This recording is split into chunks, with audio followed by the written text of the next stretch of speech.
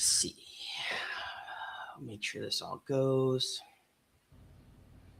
On Substack, we are live. On TikTok, we are live. And we should be live on YouTube momentarily. And it does look like we are. Fantastic. We are live streaming on all three channels. So hello, everybody. Good morning, wherever you are watching from. I'm very excited if you are watching on TikTok today. This is the first show. We're going to be live streaming through the Firebrand Project TikTok. If you're watching on the TikTok, you might be like, why this guy does OSINT reporting and news updates. But one of the other things I'm very passionate about is promoting critical thinking, dialogue, and just really having these conversations that are mentally stimulating and important to really helping us process the wider world and distinguish kind of the where different countries, what different cultural things are driving, the human condition. And I'm super happy to bring this show to everybody. If you are on Substack, you already know me and John, but I'm happy to introduce my good friend, John Oliver, a proud Canadian, a fantastic composer, and a wonderful thinker who is my counterpart in this show. So John, thank you for being here today. And for all of our folks that are maybe watching over on TikTok, maybe introduce yourself really quick. And then we'll talk about what we're going to do today. Yeah. I'm a composer. I am not a comedian making millions of dollars on HBO. For those who make that confusion, mainly because my face is not that well known as that hilarious British American comedian. Hilarious so I've been British writing American music for my entire life pretty well, and made a profession out of it. And I've had a great career. And early on, I really enjoyed broadcasting on radio and writing. And so here I am back on doing that sort of thing here on Substack. Yeah. That's short enough, I think. I think that's a pretty good bio. I always think it's important you lead with, I'm not John Oliver, I'm John Oliver. It's important we make the distinction, right? So if you've been watching the dialogue for a while, you might remember one of our earliest episodes. I believe it was our second one, John. I could be wrong. Yeah, I think it was. But we talked about the Universal Declaration of Human Rights. And when we were discussing what we wanted to do for the show today, I sent this to John and I said, I think it's really important right now, more than ever, with all of the conflicts going on around the world, that we come back and we revisit this document and that we are able to really take a look at how this document stands, what countries are honoring this agreement, and if this document is really even being applied at all in 2026. Right. And so John did some incredible work. He read this entire declaration, and he went through and he did an analysis on whether or not these articles are being honored. Right. And the evidence is damning. I will say that much, but it's still important that we go through this and we touch on all of these things.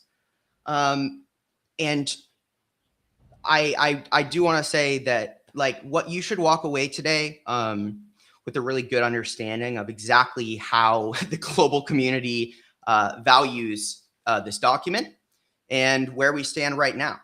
John has a unique perspective, being Canadian, looking inward into the United States. And it's a very valuable perspective, especially if you're located in the United States, because we are inundated with a certain interior perspective. There's a lot of propaganda. All of this is very standard, very normal from that perspective. So he just did a great job. So I want to hand this off to you, John, and kind of take us, maybe before we get too far into it, into your process. So how did you decide, really, when you measured these things, what was your method for establishing whether or not these articles are being honored?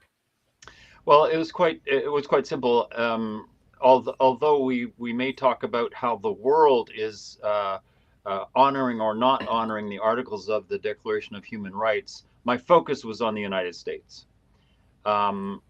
What's happening in the United States right now in relation to honoring or not honoring this document, and I went through it just asking that question, and my conclusion was not a good one, because essentially the conclusion is that virtually all articles of the Declaration of Human Rights are being abandoned or actively worked against, really, almost the opposite of what it says.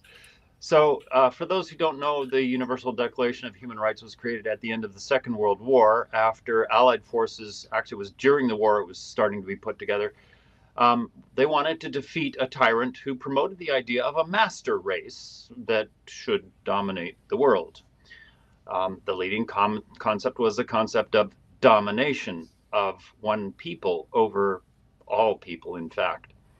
And so it was the concept of domination that the United Nations, as they came to be known, wanted to work against. And it seems to me that we're living in a time where this notion of domination and authoritarianism is rapidly on the rise again.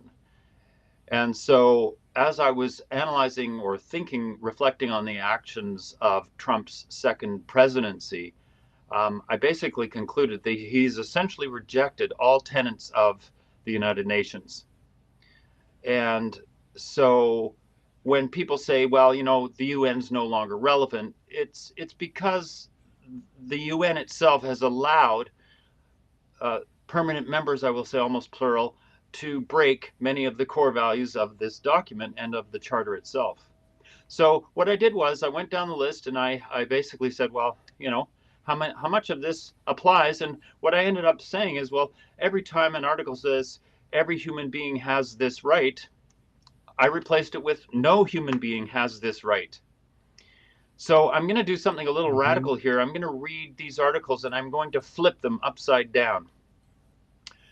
So Article 1, no human being is born free and equal in dignity in rights. No human being is endowed with reason and conscience and should act towards one another in the spirit of brotherhood.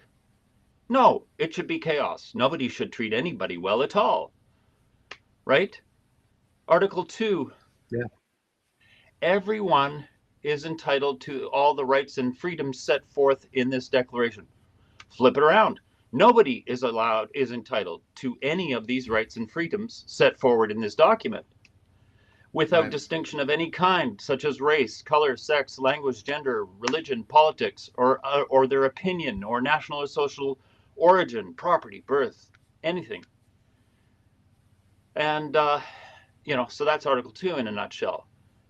And then, okay, let's hit right home here. Article 3 says everybody has the right to life, liberty, and security of the person. Okay, is that fundamental or not? In the United States today, not everybody has the right to life, liberty, and security of the person. A guy in a mask can knock on your front door, pull you out of your house, and take you away, and your family doesn't know where you've gone. No due process, etc. No due process actually will run through this entire document as we go through it. So, Article 4, anybody can be held in slavery or servitude.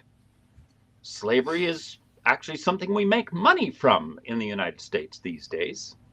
Anybody can be detained without charge, denied any right to contact a lawyer or their family members, and officials of government who detain them are hired to deliver these bodies to government institutions, and they are incentivized to detain as many bodies as possible and will be paid bonuses for each body captured.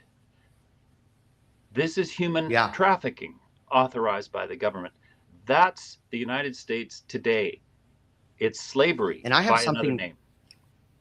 I can expand this even. I don't know if you heard about this, but they recently announced that they're going to help U.S. farmers by changing the laws for immigrant visas to work in agriculture. And in that, they have changed it so that lodging counts as compensation. So you can extrapolate that pretty far. And then you ultimately, what do you get? You get, we're going to pay for your house and you come here. Right. What is that? Slavery. That is they work for indentured free. servitude. Yeah, that is That's servitude. indentured servitude. Yep, it's a And definition. they're legalizing that in response to the fact that the workers who were doing the job, okay, they ran away because they're being put in concentration camps. They're not going to places they will be easily captured and put into a concentration camp. Therefore, the only logical solution, and I could be wrong here, but I don't think I'm that crazy at this point. How do you do this? How do you bring in the slaves? Well, you go to your Latin American friends who are all dictators, or maybe your friends at CSOT, and you arrange to import a bunch of people. You import people because these guys are human traffickers. You import people from subservient puppet countries into slavery and use them to actively replace the individuals who are coming here and being compensated and allowed to build a life, Right. to work towards citizenship. That is being stripped away because if you are dependent, if you are somewhere and the only thing you're being provided is your lodging, you are not making income, you are effectively trapped. Well, And you're a slave. it really is just, yeah, this is, and you're from exactly what you're saying. This is America doing exactly the opposite of Right. the Universal Declaration of Human Rights. This Yeah. isn't Eritrea, okay? Eritrea never got rid of slavery.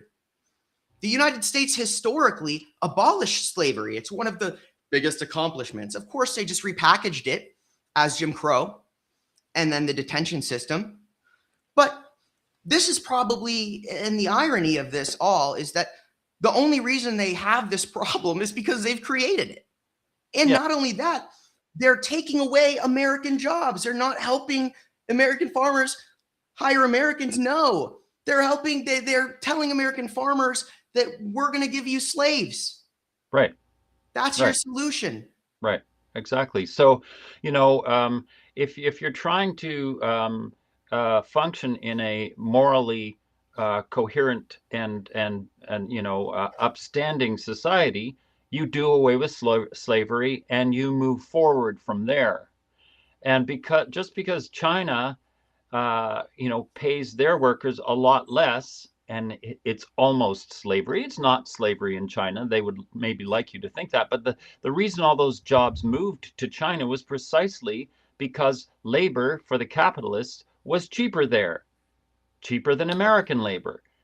And so they've turned it all around, and the corporations, the capitalists, have basically forced the world back into this slavery kind of servitude because they want cheap labor only. And we'll get to that in the future articles of the declaration, actually. So let's just actually keep going. You'll see how Yeah. this stuff all comes up. It was all thought about back in the 1940s. They thought about all of this stuff. So Article 5. Any person can be subject to torture and cruel, inhumane, or degrading treatment or punishment. Yep, somebody's just gonna bash your front door down and pull you into a truck, beat the shit out of you on the way out, and then beat the shit out of you while you're in detention for 2 or 3 weeks. And then, oops, oh, you are an American citizen. Oh, we didn't know that. Like they didn't ask that question before they smashed down the door or after they smashed down the door. Show me your papers. Ah, you have your papers. Very good. Okay, you are a citizen. Okay, we won't beat the shit out of you then. Sorry for the German accent, fake German accent, but it is Gestapo like. Article 6. Mhm. No one has the right to recognition everywhere as a person before the law. No, no, Look at no Palestine. laws, no laws in America. You could be dragged away. No Yep. rights, no right to an attorney. Okay, Article 7. No one is equal before the law. No one is entitled to be, how would you put this? I'll just read the original. All are equal before the law and are entitled without discrimination to equal protection of the law. All are entitled to equal protection against any discrimination in violation of the UN Declaration, or even against any incitement to such discrimination. Okay, very thorough article. No one has protection before the law now. In Yeah. fact, law enforcement gets special status before the law. So Right. citizens, nah. Law enforcement, oh, yep, they're all innocent. No problem. They get their protection, and corporations get their protection, but citizens, no. Article 8. No one has the right to an effective remedy by the competent national tribunals for acts violating the fundamental rights granted him by the Constitution or by law. Basically, the Constitution no longer applies to anyone living in the United States or as far as the US is concerned, anywhere else. So this article is completely smashed. Here we go. Here's ICE, Article 9. Anyone can be subjected to arbitrary arrest, detention, or exile. That's a perfect definition of ICE. Article 9, no one shall be subjected to arbitrary arrest, detention, or exile. It's exactly what ICE does. They arrest you arbitrarily, they detain you without charge, no due process, no access to legal, and then they send you out of the country. That's a definition of ICE, Article 9.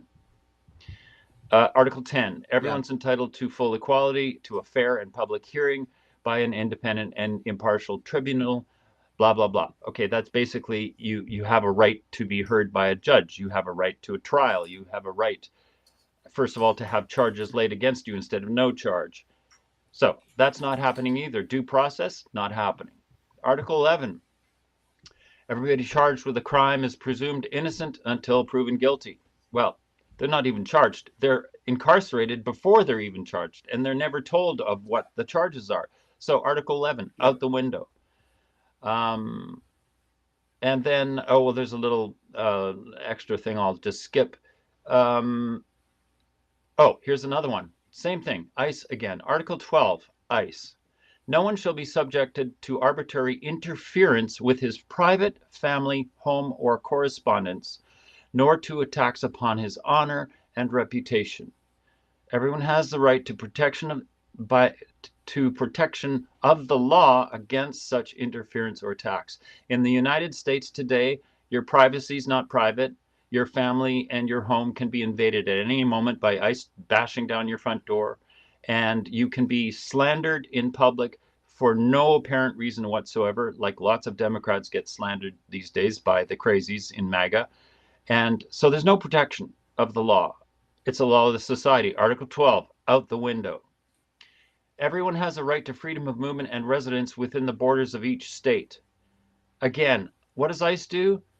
First of all, they make it scary to even leave your home and go walk to the corner store.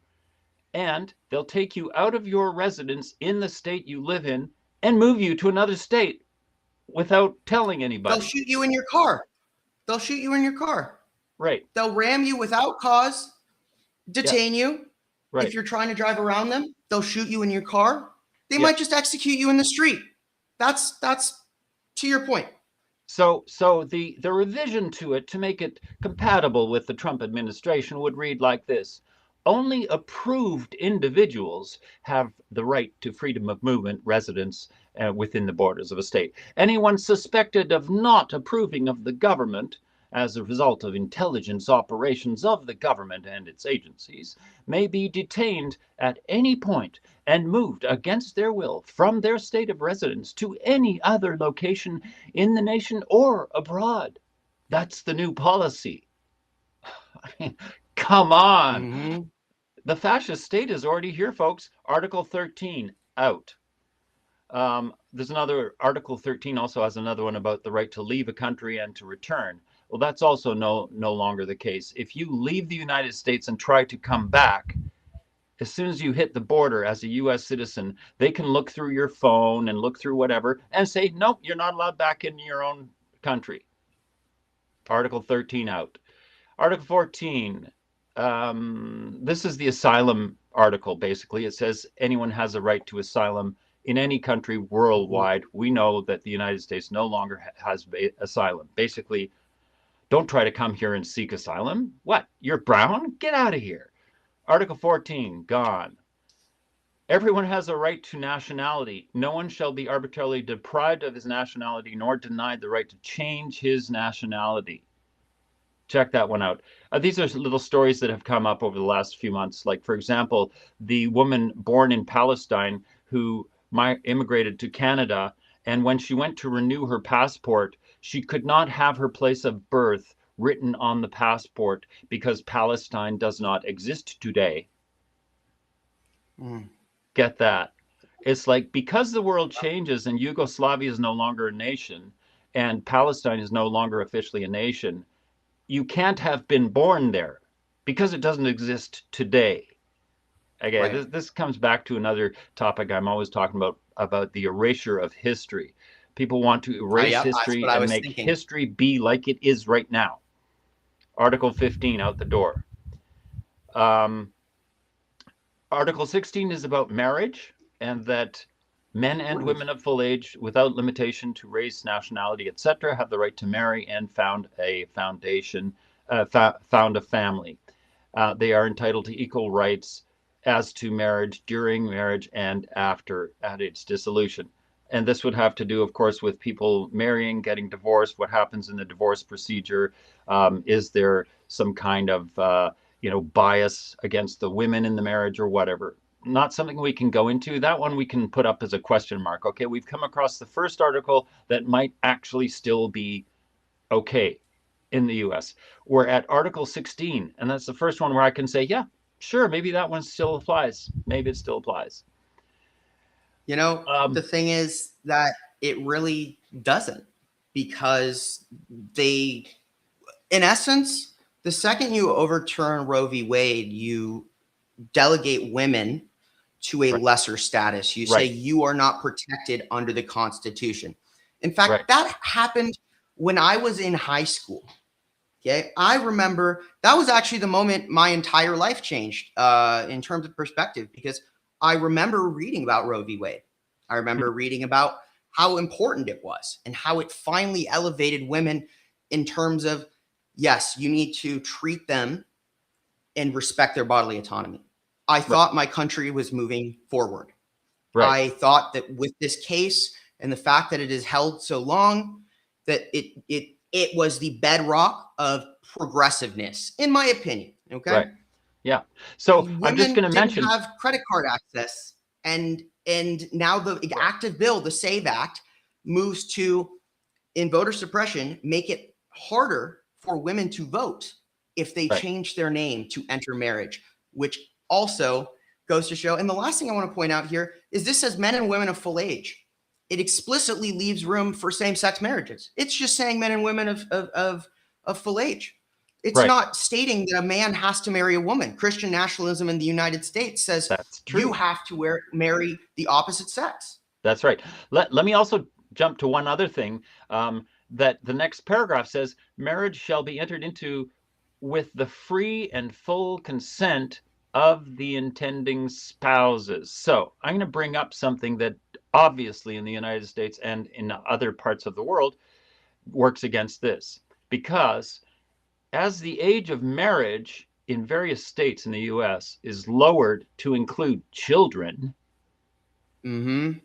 that allows child rapists to force Correct. their victim to become their wife against their will. And there are stories coming out about exactly that kind of thing. I'm not going to list where, because, we know that's happening in the US right now. And of course, it happens in the Asian subcontinent as well. We know that there are cultures that allow this to happen there. So the Declaration of Human Rights is intended to apply worldwide. But to pretend that in the US there's not child labor, child slavery, and child bride stuff happening, we know it's happening. Right. So Article If 16 you is sort can't of. vote, you shouldn't be able to marry a 60-year-old man. Okay.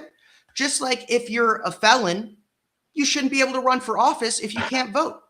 Right. Right. Like, Right. how backwards is that? How backwards is that? That if you're a felon, you can run for office. He could only run for office because he couldn't vote. Trump can't vote. He's a felon. You know what he can do? He can be the president. Are you Right. kidding? Are It's you kidding? It's yeah. almost like they left that open on purpose so that they could be felons and still hold office. Well, do we call it the corporate class or the corporate criminal class? Maybe. Maybe. Exactly. Article 17, everyone has the right to own property alone as well as in association with others. Oh, finally, an article that absolutely applies in the United States. Private property? Are you kidding? Of course, private property can't be touched. No, that one is reinforced by 400%. Yeah. 400%. Yeah. Article 17, that's a keeper. Article 18, everyone has the right to freedom of thought, conscience, and religion.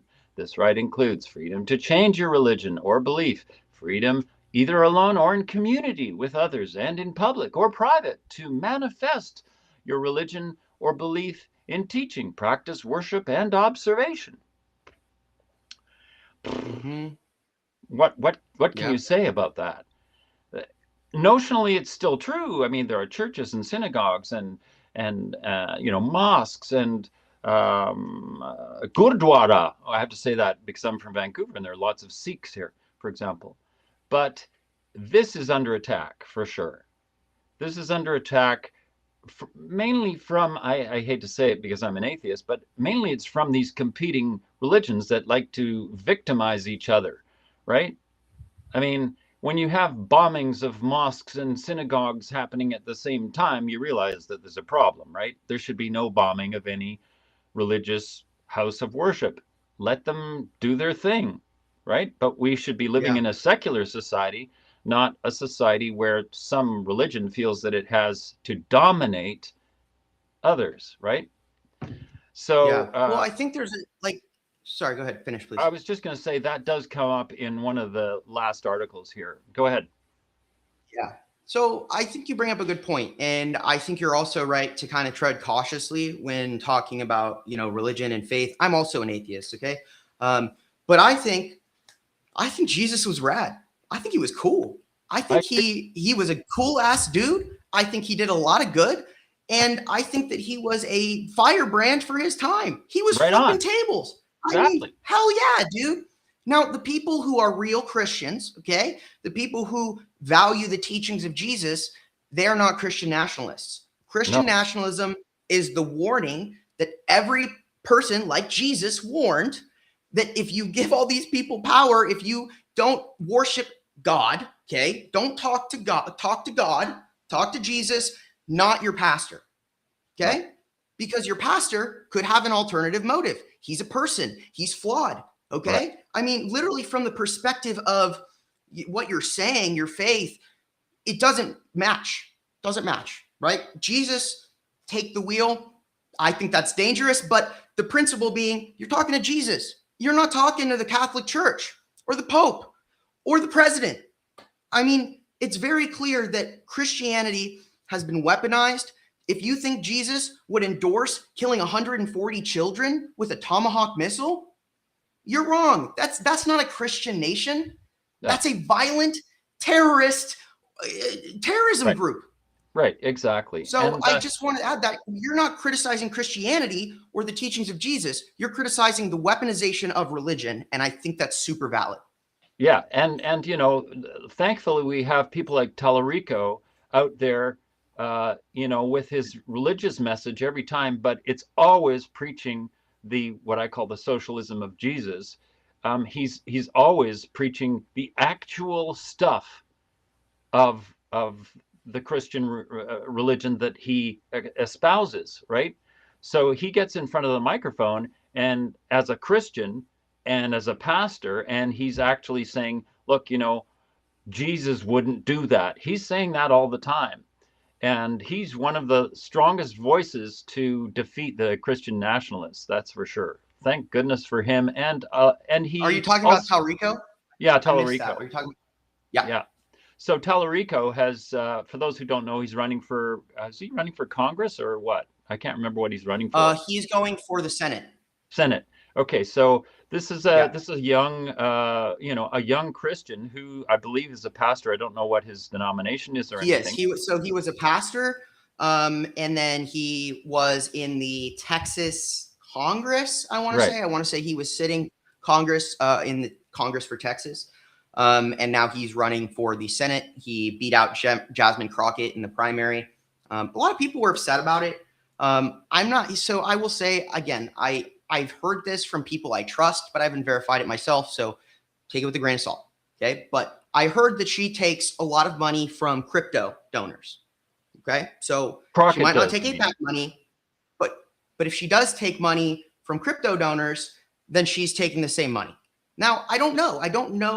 I'm not surprised. Okay. Just to be clear, I wouldn't be surprised because everybody has an angle. Everybody's trying to get power, and this is a power vacuum. You should assume that everyone is trying to elevate themselves into a position of authority in the chaos. That is what happens in a power vacuum. There's absolutely a power vacuum in the United States. The decision is whether Congress will exercise its power or it will become subservient to the executive branch. Well, it hasn't And exercised everyone any has power an yet. incentive. Right. So Congress can still express its power. Congress could call the U.S. Marshals on the president and have him detained and arrested today. Yeah. Because he's lied to the Congress.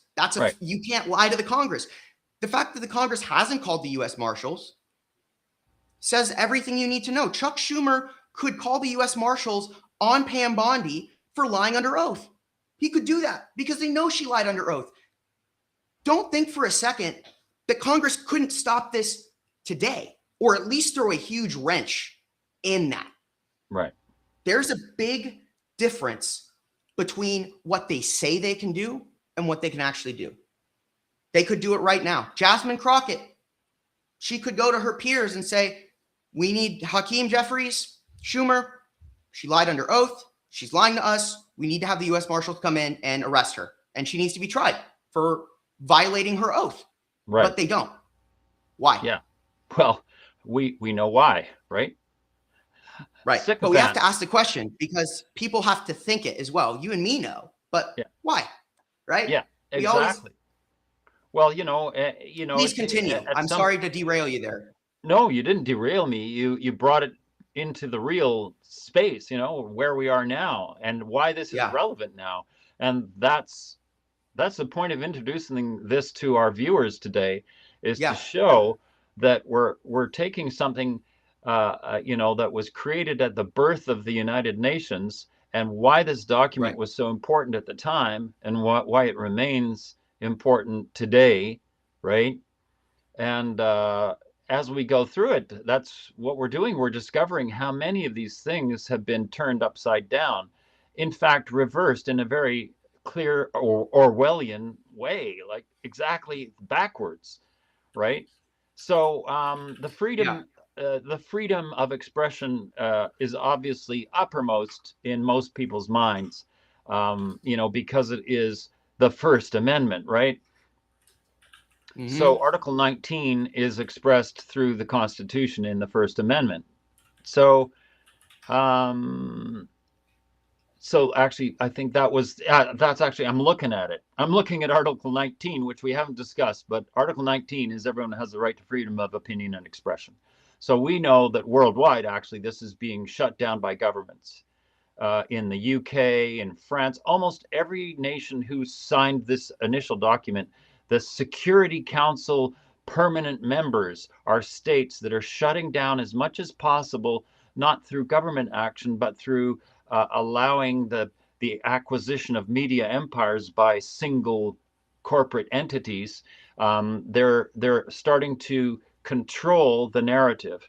And of course, Israel especially Israel talks about controlling the narrative constantly over the past long time, but recently got TikTok bought by Ellison, who's a Zionist. So the control of the narrative, something that these people who want to dominate other nations and dominate the world, potentially going back to Hitler. I hate to raise the name that everybody doesn't like to hear, but world domination is a concept. The concept of domination is also the concept of patriarchy. It's the concept of dominating women, for example. The concept of dominating others is the root of all of these problems. And of course, I'll just be a little philosophical for a moment and say that, it's the human condition that I'm talking now, so I'm dominating the conversation, right? Yeah. And so then you'll talk. I'm sitting here listening to you while you dominate the conversation. So so-called domination is actually just a normal interactive thing. It becomes a problem when I don't want you to speak at all, even though you're sitting there. imagine a woman in that situation where they have to listen to the male authority, and anytime they want to speak up to contribute to the conversation, they're essentially shut down by a talking man, right? This is part of what the core of feminism is trying to achieve, is equality in the public space and in the home and anywhere, right? So domination is kind of part of how we interact.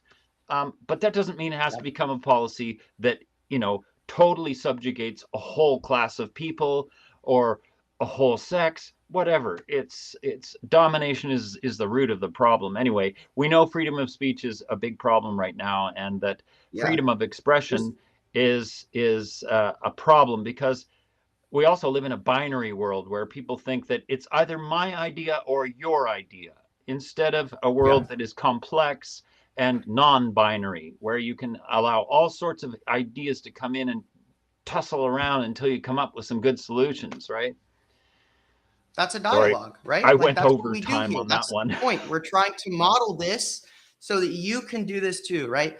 We Right. don't have all the answers. What we do like to do is talk and think about what the answers might be, right? Exactly. It doesn't matter. Like you wouldn't think in the normal world that a Southern Californian 25-year-old, 26-year-old dude and a Canadian composer who's very Senior experienced, and yeah, he's an older guy. That we're good buddies. We're good buddies. We I hang like out. that. We talk. We to risk saying we shoot the shit. And we have a good time. Yeah. And it just goes to prove that people of all kinds can talk, and people of all kinds can bring value to others, whether or not you should. If a 16-year-old comes up to you and wants to talk to you, wants to have a conversation, the last thing you should do is try and pull rank and say, well, you don't know what you're talking about.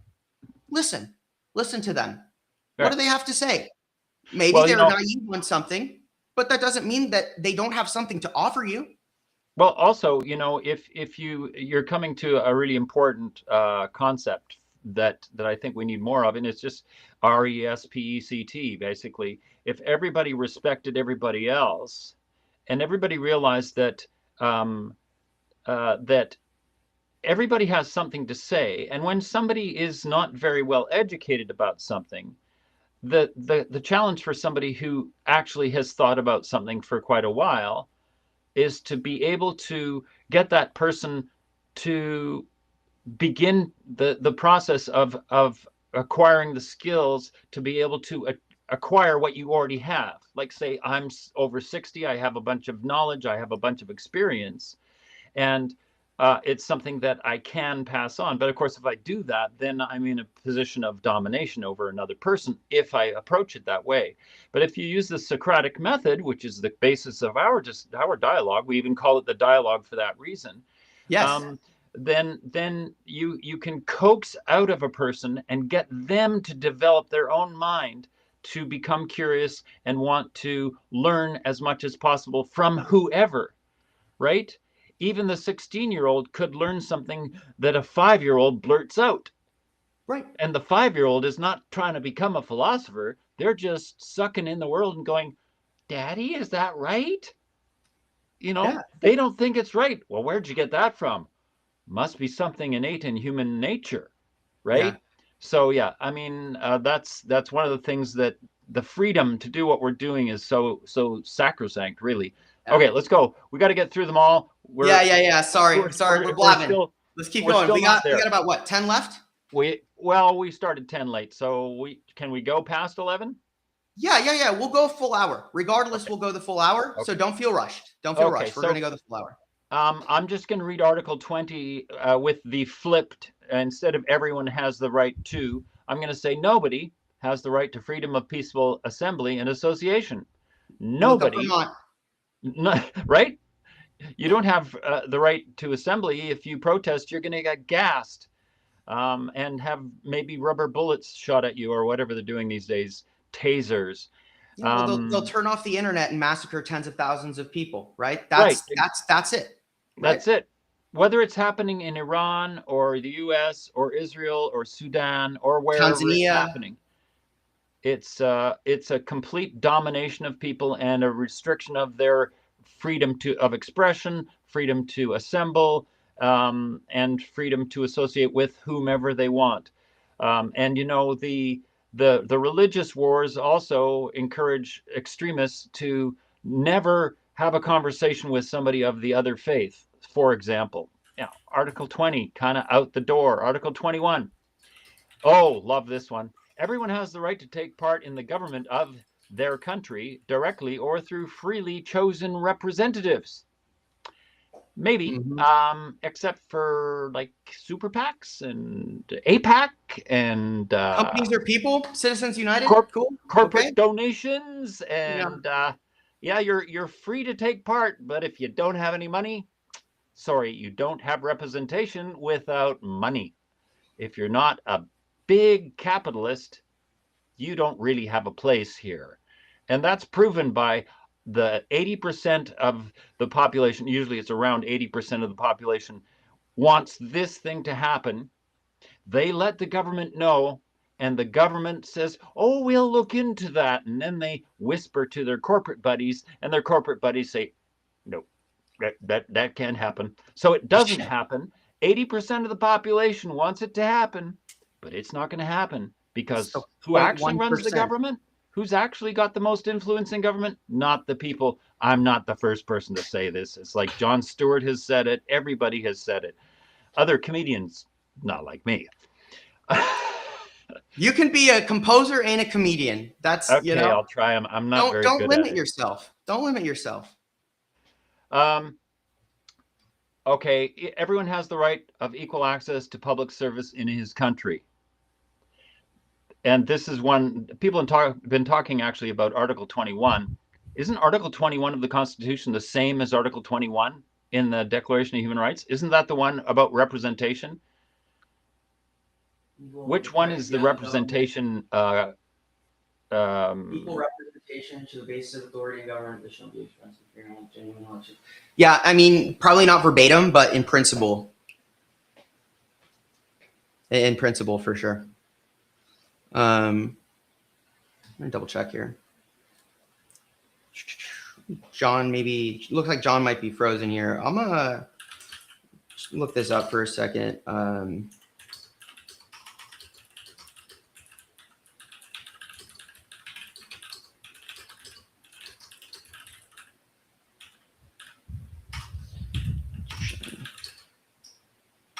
So looks like John dropped here for a second. So I'm gonna go ahead and let's see, no direct counterpart Constitution says.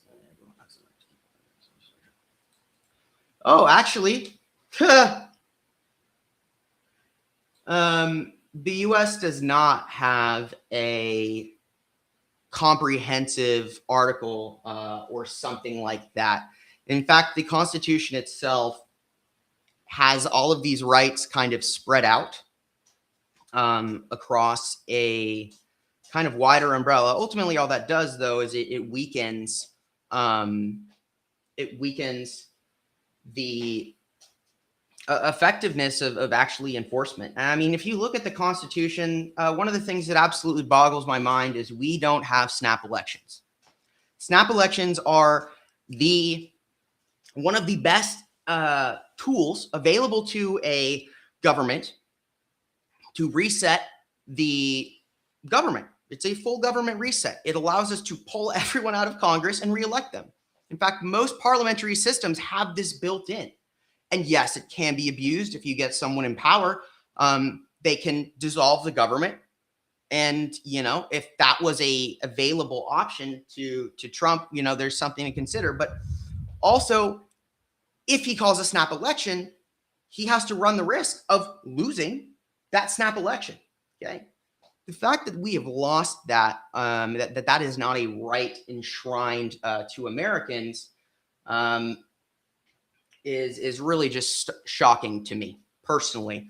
And so when we see a lot of these different examples of the system of, yes, the UK has it. Germany, everyone has it. Okay. Like any parliamentary system should have snap elections. Like that's how it works. Looks like John is back. I was just talking a little bit about how the US Constitution, it doesn't actually provide anything similar at all. All of those rights are broken up across multiple different amendments.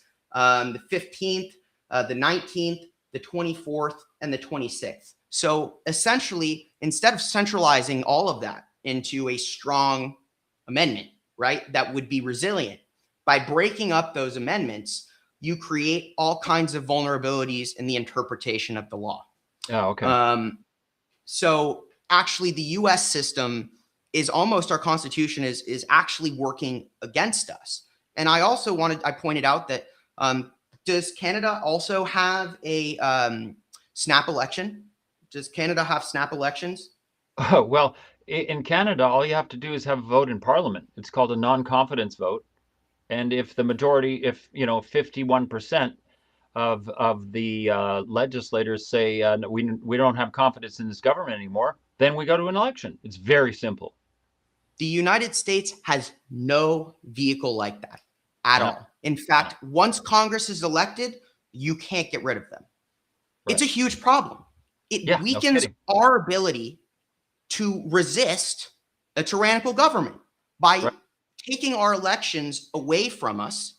We can't lobby our Congress, our representatives. We can't even recall our own congressperson. You should be able to recall a congressperson if they are not properly representing you. And that is really, truly shocking. But when you put all these things together, we start to realize our Constitution doesn't work for us. In fact, it's been made to oppress us. It's actually crazy, because a real Constitution, lawmakers would say the 15th, 19th, 24th, and 26th Amendments are all separate. We need to amend the Constitution to enshrine these rights under one principal amendment to guarantee and insulate those rights to voters. So they did not do that. Okay, what I don't get about that, though, is if those are amendments to the Constitution, why would some of them be okay to get rid of and others not? I mean, why would you need to amalgamate them into one? Aren't they all enforceable? The reason I say that is because it makes each of them. So, for example, 19th Amendment says sex cannot restrict voting. They're really focused on trans people. There's a reason, because it creates a nuanced situation where things like sex and race, or like things like that, they can take away a lot of things by. That's what the problem with our legal system too is. It's too nuanced. They use nuance to undermine the principles of the law. So if you put all of those things in one amendment, I'm saying we actually keep all of those things. We strengthen them by incorporating them into one larger amendment that takes those amendments and makes it so you can't pick apart different things to interfere with voter rights. And that is where I think the improvement could be. Nothing is perfect, but if you leave all of these separate, you have 4 different opportunities for them to undermine the other laws, the other amendments, by nitpicking at one. And that's why I think that would maybe be better. Okay, so isn't it true, though, that these things all are supposed to go in front of a court? They're supposed to go in front of a judge, are they not? If somebody's trying to challenge things like that, it can't be just decided by fiat, by anybody in government, that it does or doesn't apply. It has to go before the courts, does it not?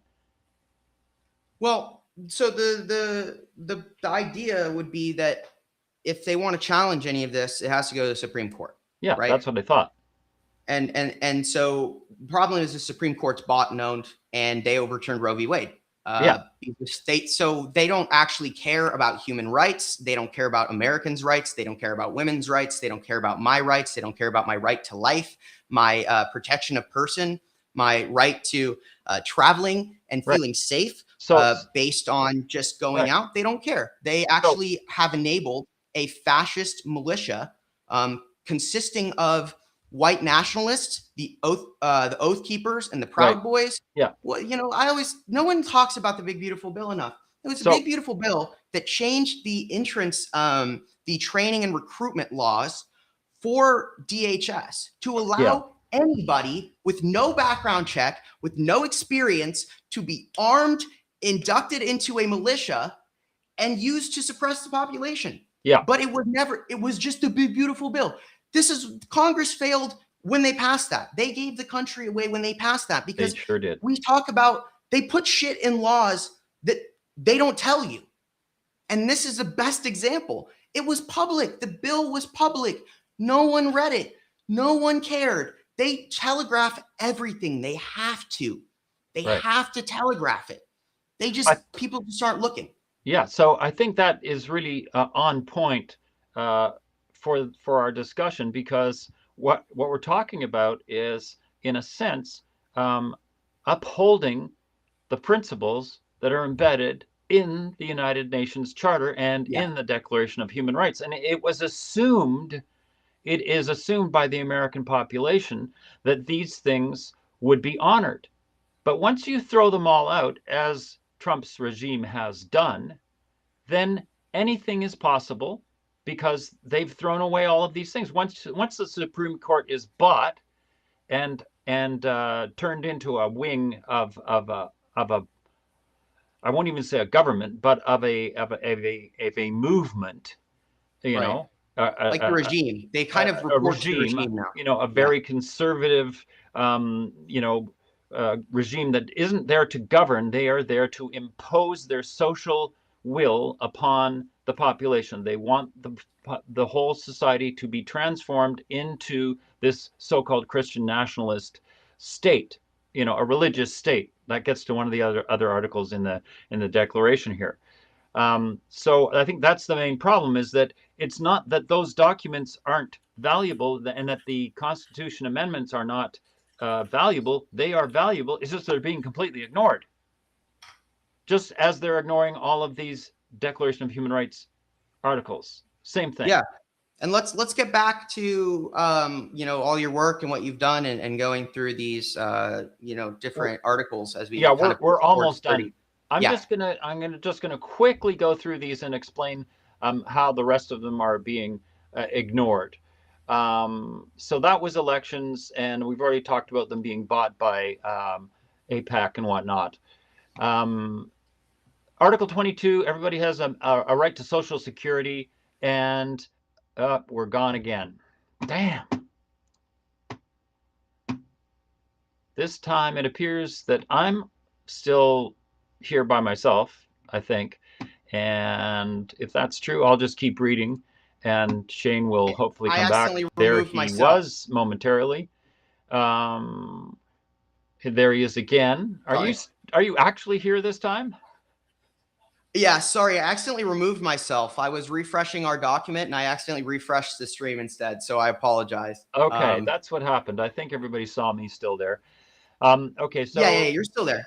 So Article 22 is about having Social Security, and basically, that you should have Social Security. Obviously, that's being thrown away in the United States today. Article 23, everybody has a right to work. This is about unionism. Everybody has a right to work, the free choice of where you work, and favorable work conditions. Okay, this is about basically supporting the union movement, and also importantly, equal pay for equal work. That's supposed to bring women's pay up to parity with men. That's what that's designed for, and of course, people of color. And everyone has the right to just and favorable pay for their work, so that they can have a good life. That's something very important that happened right after that time in the 1950s, 1960s. The middle class rises up because everybody's getting paid properly, right? And the last article is actually about joining trade unions. So all of these things, Article 23, out the window. Article 24, everybody has a right to rest and leisure, and a reasonable number of work hours. Again, this is unionism and the 40-hour work week. And that's kind of out the door too, the gig economy. Oh, yeah. People like us on Substack, with another gig that we're doing to bring in some cash to support our existence. People working gig economies for 60 to 80 hours a week. 24, gone.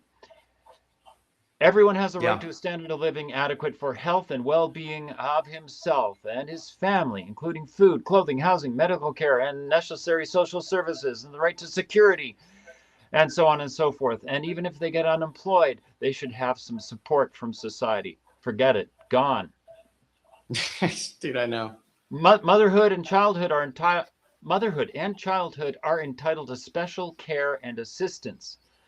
All children, whether born in or out of wedlock, shall enjoy the same protection. And I have to give an example for this because this is something that I saw recently. I'll be honest, this is like really horrific, but I think it's important we talk about it. I was researching Sudan. I put out a update on the Sudan war probably 2 days ago.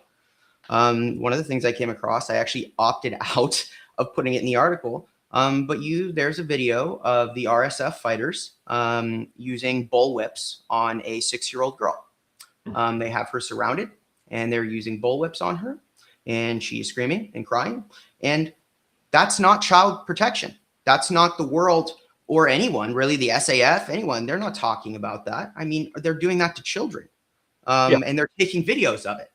And the world is interested in other things. And so I just no one's protected. We are talking about the United States, but this is the world. And places where there's even less institutional protection, you can't even conceive a lot of times of the horrors that are being done unto people. I always tell people the thing we all lack the most is a lack of imagination. And you think of the worst thing, I promise you, people are capable of doing something worse. Well, That's why it's so unfortunately, important to understand ourselves and what humans are capable of. well, we know that because of the ICE, getting children to pull their parents out of their house, using children Yeah. as blackmail. We know about, of course, the deaths in Gaza. We know about the first action of the U.S.-Israeli coalition to kill Iran. Their first act was to kill 170 people, of which 140 were children. The disrespect for children and motherhood is astonishing. And I will say the disrespect for women, not just motherhood, because the Christian nationalists would all like to protect motherhood by putting all women into the kitchen and have babies and do nothing else, right? So they claim they're protecting motherhood, and I guess they are, but they're not protecting women and the right of a woman to control her own health and her own body. So, there's a lot of weird stuff going on that's pretty evil. And let's admit it, it's being all done by the men in the population. Yep, it's true. Not And women who men are are the going out. problem. Men have been the problem. Men are the problem. Men are capable of cruel, awful things. But now you mentioned the school, and I told you in the beginning that there's something I wanted to share with you that I've discovered recently, and you gave us the perfect segue.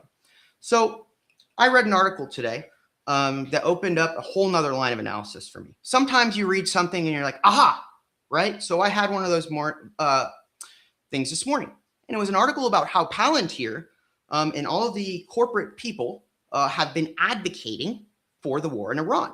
And that in Iran, actually, it was Palantir who is handling a lot of the intelligence. And they were talking about the Mosaic program, which is when Trump originally pulled them out of the nuclear deal in Iran. Okay. The next thing that was done was Palantir took over the monitoring of their nuclear program for the IAEA,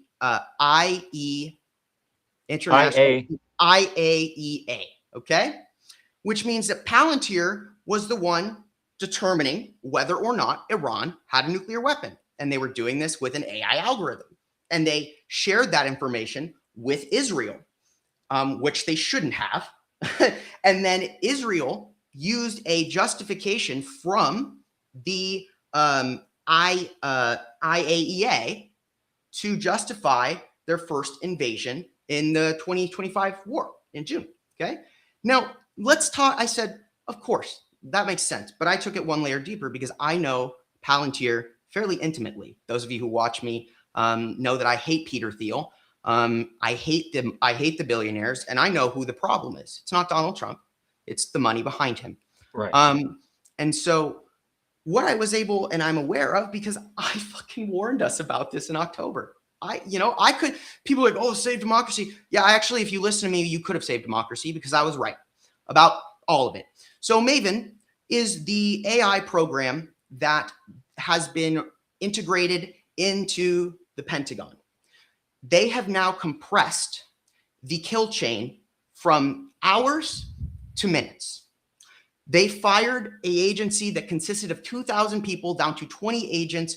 That job in the Pentagon was to cross-check and analyze kill chain targets to ensure that there is no civilian casualties. They cut it down from 2,000 to 20.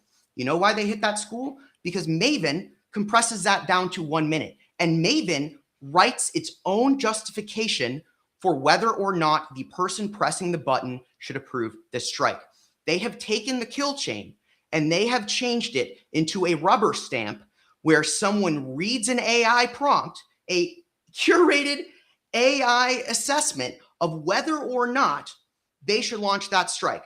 And it's not based on verification. It's based on a predictive model. Why did they blow up a school? Because a human didn't decide to launch that rocket.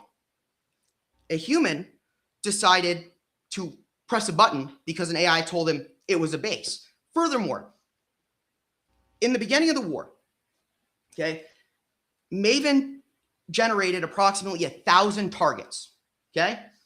The US struck 900 in that first day. Maven is directing the war. Palantir's AI is determining where and when to strike.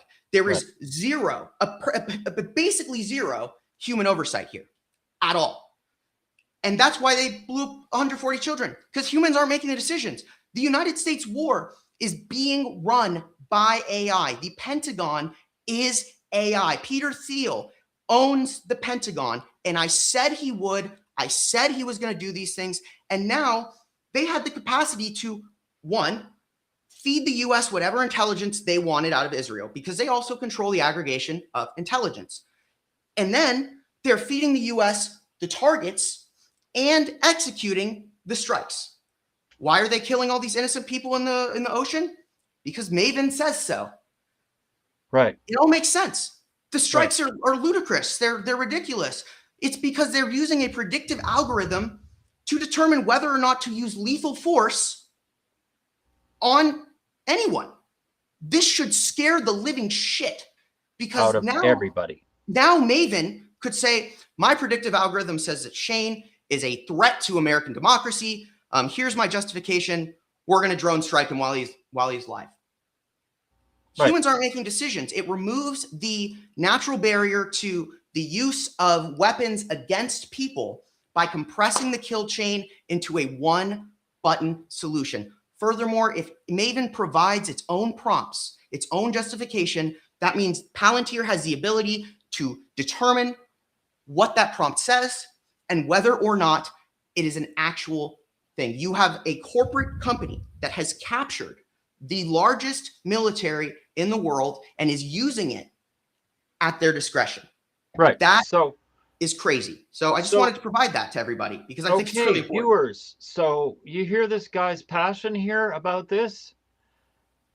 Shane's passion for this topic, I share his passion for this topic. He's done way more research than I have. But the main problem is that if you download your intelligence and empty your brain of everything that is moral values and everything that is your intelligence, because you think a computer is smarter than you, you are confusing the human condition with some automated mechanical process. The human condition is not about being smart.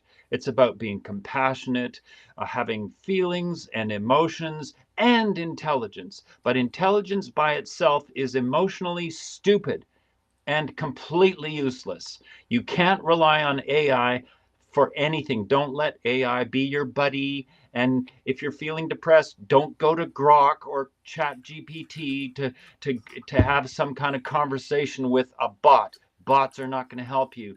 They might even encourage you to commit suicide.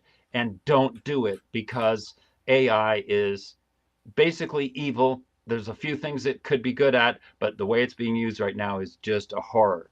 AI is I a agree, hammer, Shane. right? So if you want to use it to do a good thing, you can. Okay, you can use AI to do a good thing. We could use AI to help us build sustainable energy. We could use Right. AI to model how we can stop climate collapse. We could use AI to supervise governmental processes with human oversight. We Right. could do all kinds of things with AI. Instead, they've literally taken the US Pentagon and they've captured it and they're pointing the US military wherever they want. You Right. literally have a group of billionaire executives who are acting as the secretary of, I'm going to say war, because that's what they do. They're not defending. They No. are secretaries of war. They aren't secretaries. They are the CWO. They are the chief war officers. Okay. They are business executives making the decision on whether or not to extrajudicially, to actually create a program that extrajudicially kills people based on a predictive model that says, this place has X factors and it must be a base. Actually, no, it's a girls' school. You just killed 100+ children. And oops. Yeah. Right. So I've been using the vomit emoji lots these days because that's how I feel about almost all of this stuff. Hey, do we have time to just wrap this up with Yeah, my let's last finish. few Sorry, I went on a comments? tirade. It's just Yeah. like I saw this morning, and I'm like, I have to write about it. But I thought this would be a good opportunity. There's 569 folks here with us, so I wanted to make sure I got that out there. I'm going to be putting out some pretty cool stuff. Cool is relative, but it'll help you understand Right. exactly how the war was started, why it was started, and give you a lot more context. And I think I need to put something out about how the Pentagon is, to use my young person speak, cooked. So Right. I look forward to reading that piece yeah. when you get it done. Okay. I'm just going to go through the last articles really quick because it comes down to, it's like a really well-written, well, I'll brag, kind of a well-written story as we get to the end of it here. So basically there's one on education, and basically education used to teach the values of the United Nations Charter, but now they do not. They want to instill Christian nationalism and replace everything that used to be the values of the embodied in the United Nations Declaration of Human Rights with one people under a Christian God. We know that that's what their objective is. Article 27, nobody has the right to freely participate in the cultural life of your community, arts, and to share scientific advancements. No, the government has the right to restrict any cultural group, artistic practice, or scientific activity and make any declarations they want and ignore all science, artists, whatever, and control the benefits to society based on their own agenda and ignore science especially. Article 28. So everyone's entitled to social and international order. Ha, ha, ha. The United States is the most powerful nation in the world and can decide without any involvement of the international order which rights and freedoms anybody in the world may or may not enjoy. We are the most powerful. We can declare for the entire world. Not, says everybody else. Sorry, we're not going to The world cooperate is with your war, mine. mister. I own it. My hemisphere. It's great. I have a good time. I went to Cuba. I saw it was a shithole. And so I said, take it. I want it. We're going to make it great. Make Cuba great again. It's that, Like, dude, get out of here. Okay, that's Article 28, all about your powerful nation.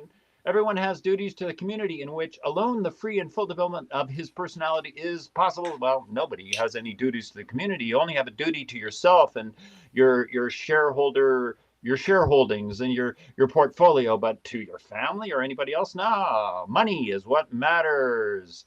The rights of the community and the individual are only subject to the declarations of the President of the United States and maybe a few people who works for him. Declarations of meeting the just requirements of morality, public order, and the general welfare of people fall exclusively to the President. He can decide whether you're allowed to feel good, feed yourself, and so on. Yeah, right. Okay, Two more to go. These rights and freedoms may in no case be exercised contrary to the purpose and principles of the United Nations. Fuck the United Nations. then the United Nations can go to UN hell.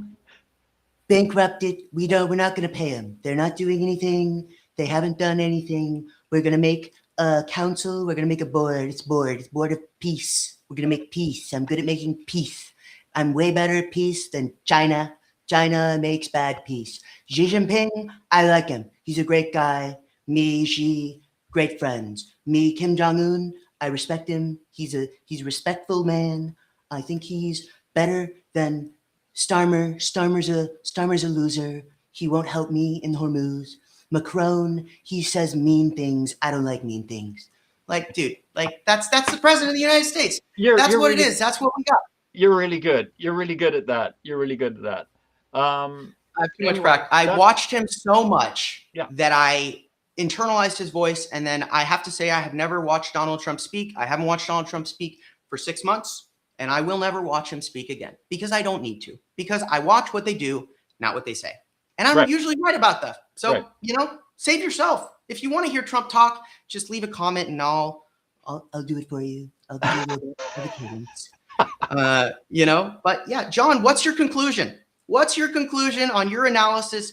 What is the conclusion? I'm sure many people already have reached the conclusion that you reached, Yeah. but let's just say it out loud as we wrap things up here.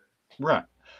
Well, it's very simple. The United States is run by an individual who is a narcissistic 5-year-old who has no experience with the real world and real people. All he's ever done is abuse people. And essentially, what he's saying is it's almost as though this document might have been thrown on his table once, and in between, I don't know, burping and farting or whatever. Well, he was probably had to put down Mein Kampf before he could read it. Right. Um, And so you know. so he read it and he got to the Article 30 that says nothing in this declaration may be interpreted as implying for any state, group, or person any right to engage in any activity that basically goes contrary to this. And he said, I can do whatever I want. Fuck that. So basically, Donald Trump has said, I can do what I want. The United Nations doesn't matter. He's finding out that he can't do what he wants, Mm-hmm. and that the United Nations actually does matter. And the United Nations has to revisit their own documents. And the United Nations has to follow its own declarations and get a spine and live up to what the founders and the first, leaders of the United Nations came up with. If they Yeah. don't do that, then it's just going to stay bad, maybe get worse. Yep. Sorry And to leave on such a depressing note, but your imitations were so good. Thank you. Yeah, no, look, I think it's depressing. It's depressing to see where we are, but it's also important to state where we are because especially here in America, look, I've said it a long time, but I'm very disappointed in Americans. I really am. They're holding on to their consumerism so hard. They're like addicted. They're like a newborn who can't get off the boob. Like no matter what they do, like they're your toddler and they still that's what Americans are. They just don't want to let go of their consumerism. And they still, they eventually, maybe Trump's war will push the US economy to the brink. Maybe when they can't buy food, I've said it's when they can't buy food. Maybe it'll be gas, maybe all these people, he promised them to bring down the price of gas. And now their gas prices are up. Oh, yeah. And, the rich people, to be honest with you, they don't really have an incentive to open this strait, if you think about it, other than international pressure, because America's major export is oil. It's going to raise prices on people here, but they don't care about Americans. They care about themselves. So, it's interesting where we're going to see whether or not that goes. But, we acknowledge it. We acknowledge that the Universal Declaration of Human Rights, which America signed, right? They signed that. They were there. They were part of that. They have broken not only their promise to the world, but they've broken even the promises that the U.S. Constitution provides.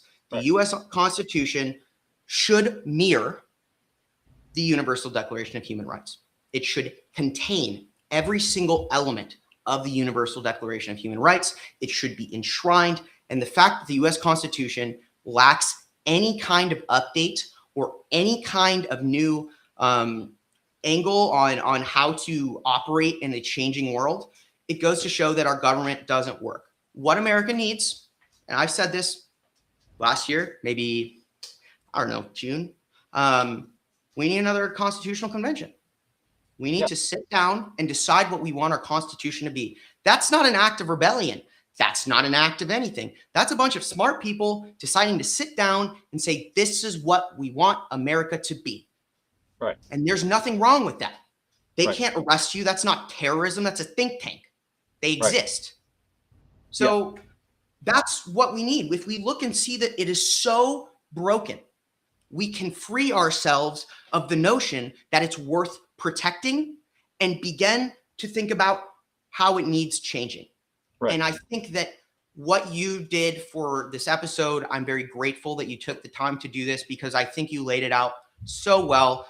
And there's just no arguing. There's no arguing with what you've established. Your process, Socratic, your questioning, legit. It worked out well. And I'm grateful that we've been able to give almost 600 people these insights today. Right. So for all of you who are with us, thank you. If you want to support John, you see someone already scanned it. Thank you for doing that. You can scan the QR code here on the screen. It will take you to John's Substack, where you can follow him and hear about his music and his great writing about just the world, his perception. And he's tuned into a lot of different things, and his perspective is always worth reading. And his music is super cool and worth listening to. So make sure you make your way over there and support John. It's just, I'm so grateful to have John as a friend and a colleague, and that we work collaboratively on this show, because it's something that is very special to me. And it's probably my favorite show that I do. Thanks. Well, because it's fun, because we think, because I'm not just reporting on stuff. We're growing. We're having a dialogue. Like I'm a fan of Socrates. I read Plato. Like this is my jam, right? So every analyst should also be a philosopher. That's my take. If you're going to be an analyst, you also need to be a philosopher.